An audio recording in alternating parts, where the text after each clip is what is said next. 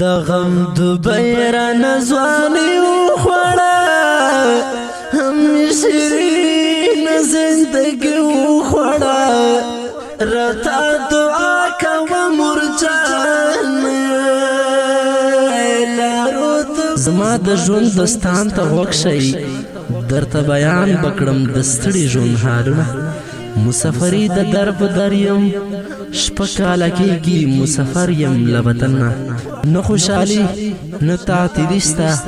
پردی مزدور یم تکلیفونه په ځان وړمه زما له اوښکو سترګې سرې دي بېګا مې خپل قسمته ډېر ژړلي دي نه ای جهاد ملکه رابغیه په ژړا ژاړه د وطن کړه ارمانونه کاشکې د غم دنیاګۍ نه وی وړوکی مړ وی چې مې نه لیدی دردونه وړوکی مړ وی چې مې نه لیدی دردونه د دې مسافري زړالۍ د پاره فرمایش کړو ډېر محترم دا دوبۍ مسافر صدیق الله جان نوبی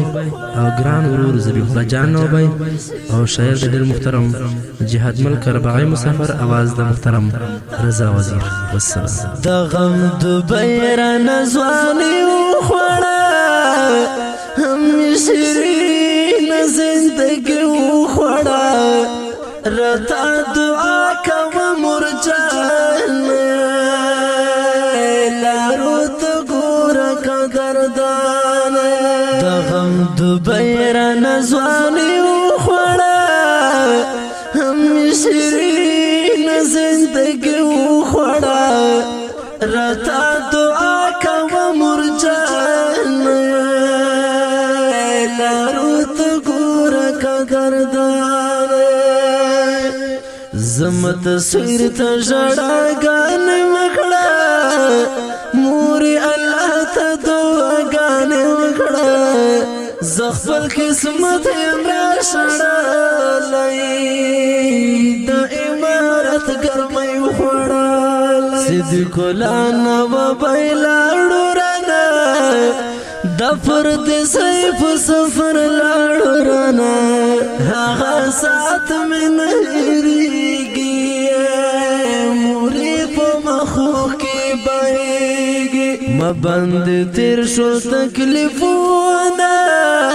پردي وطن کې زحمتونه ذبیح الله مسافر ژاړم خدایه خپل وطن جوړ غواړم د پردو وړمه مینتونه خپل خوراک روپۍ غرونه خدایه غریب دې زه پیدا کړم خپلو د هر چا ته خندا کړم زم وطن پر هر وګوره صدیق الله جان مسافر وګوره مدام کلی کور یادېږي خپل وطن کله هېرېږي مشم وتلی مسافر یم لکه یتیم په ژړه سار یم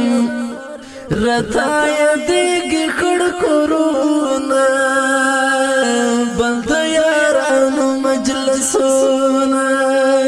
څوک د ایران څوک د سعودي مسافر څوک د دوبۍ څوک د الین مسافر افغانان وړه در په در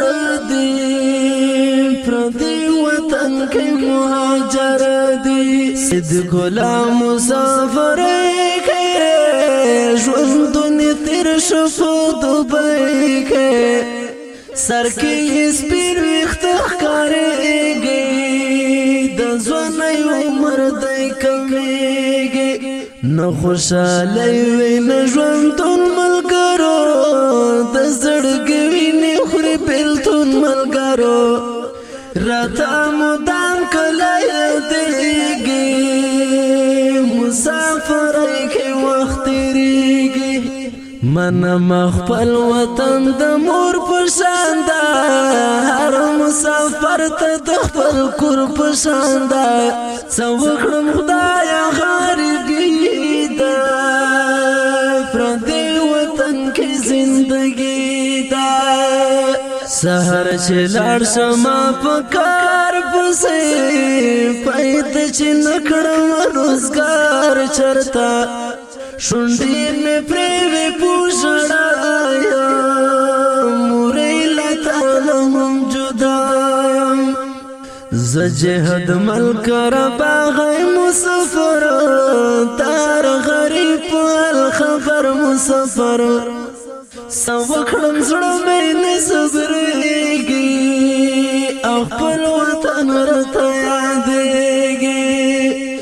چاته په کلي کور یادېږي څوک له